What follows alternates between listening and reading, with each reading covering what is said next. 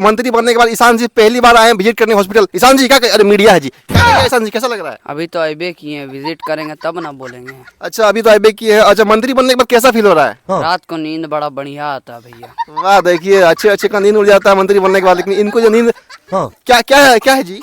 Lollipop है, lollipop खा रहे हैं? पापा गिफ्ट दिए हैं। वाह ठीक है, सब कुछ इनको पापा ही गिफ्ट दिया है, मंत्री पद भी।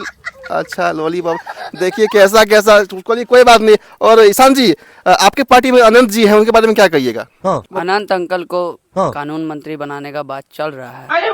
तब तो फिर बिहार का विकास तो कोई नहीं रोक सकता है। बताइए, जब इनको स्वास्थ्य मंत्री बना दिए तो अनंत सिंह को कानून मंत्री बनाने में क्या दिक्कत है? अच्छा मंत्री जी और एक सवाल था कि लोग कह रहे हैं कि आप ये हमेशा उठा के क्या चलते हैं पजामा?